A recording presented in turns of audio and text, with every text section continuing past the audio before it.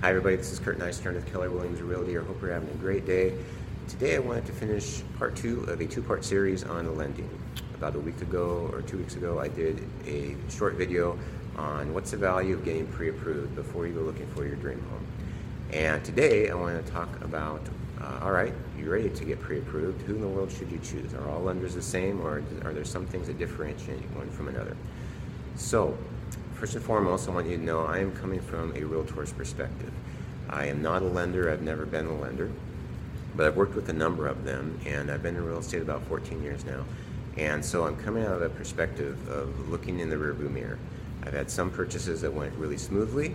I had very happy buyers. It was fairly painless. We closed on time, and there were no complaints. It was a really great process.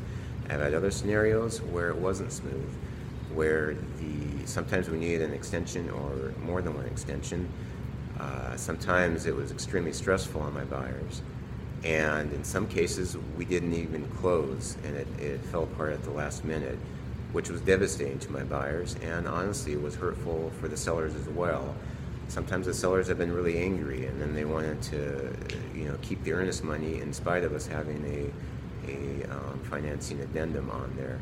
And so in hindsight, I'm trying to look back going, all right, was there anything that could have been done differently for the ones that didn't go well to have made it a smoother process, a more enjoyable process, and to provide some more or a level of more security in their loan? They know when they do the pre-approval that they should be good to go in their loan actually being approved and closing on the home and not having to fall apart. And so with that perspective, I kind of divide lenders into two categories. The first one being the most typical or common pre-approval process, which is referred to as desktop pre-approvals. And the second one is what's commonly referred to as fully underwritten pre-approvals. And the mass majority of the lenders in my experience will only do desktop pre-approvals. They won't do the fully underwritten ones because they're more labor intensive up front, or at least I think that's the reason why they won't do it. So let's get into what's the difference between the two. Let's start with the desktop pre-approvals. In the desktop scenario, they basically, you contact your loan officer, they have you apply for your loan, you upload your basic documents to them, they take a look at it, the loan officer looks at it, and they upload all the information into the computer, and then they see, does the computer approve them for a loan, and what type of loan is it? Is it conventional FHA, VA, or whatever it is you're aiming for? How much is your down payment? What are your payments? And what's your maximum purchase price? And then the computer answers all those questions, and again, hopefully gives a thumbs up. And at that point, for most lenders or banks, the scrutiny on your loan ends, and they give you your pre-approval letter, you go out and find your home. And then once you're under contract, then they take your file, all the information you turned in, and give it to the underwriters. And some of you might be going, underwriters? Who are the underwriters? Well, in all honesty, you will probably never meet your underwriters. They're kind of people who work behind the scenes. You usually don't, or often don't, have direct contact with them, but you'll hear your loan officer say, oh wait, the underwriters need this, and oh wait, the underwriters now are asking questions about this. And in the desktop situation, again, they don't ask the second, third, and fourth level questions until after you're under contract, and they need all the answers to those and further evaluation on whatever the topic is before they give you before they sign off on and truly approve your loan.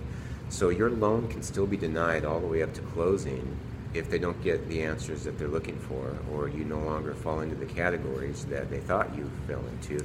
But sometimes after further scrutiny, they find out, oh wait, you don't actually fall into those categories they needed you to fall into afterwards, therefore they can't give you your loan.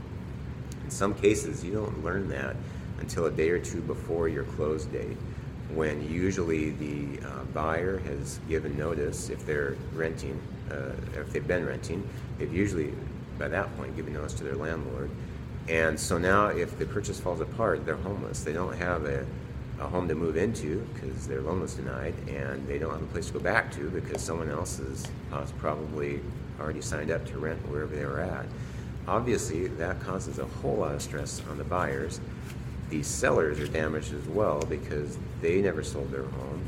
sometimes they needed that money to buy their next home, and sometimes they're very angry. And in spite of having a financing addendum to protect your earnest money, sometimes the seller don't care if you have an addendum or not. They feel like, you know, you said you were good for your loan and now you're not, and I'm mad, or they're mad, and now they want your earnest money, some or all of it. And so there can be a fight over your earnest money, especially if things fall apart, you know, later in the purchase. So the downside of the desktop pre-approvals is that all that scrutiny happens late in the game, basically. So let's switch over to the alternative, which is the one that I favor pretty strongly. And that, again, is commonly referred to as desktop underwritten, or fully underwritten pre-approvals. And there's only a handful of lenders that will do these. And basically they start out the same. They also have you apply for your loan online.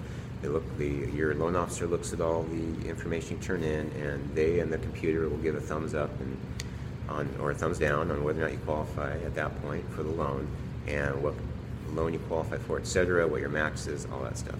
Again, the difference is at that point, before you even find your home, often a day or so after you've applied, or 2 days after, they give that information to the underwriters immediately. They don't wait until you get under contract. What I like about that is all of those second, third, and fourth level questions are asked before you find your home of your dream, and you're emotionally attached to it, and given notice and all that stuff. And so if there's a problem, we know that up front, and we can then address it ahead of time. Sometimes you can find an answer to the problem very quickly. Other times it takes weeks or even months, but they can give you advice on what to do to try to remedy the problem. And so that even if today you don't qualify, well, maybe 3-4 weeks later, or a month or 2 later, we can work towards helping you qualify. And so once you're through the fully underwritten pre-approval process, if everything has been done well, really all the lender now needs is a signed around purchase and sale agreement. They need to get through the inspection, of course, and make sure you still want the home after the inspection is done.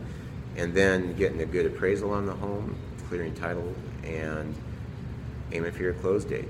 Get the loan docs there, have you sign it, and we're pretty much done.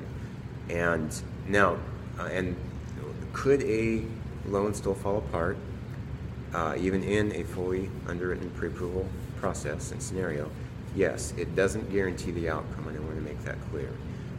There isn't any process out there that can fully guarantee the outcome.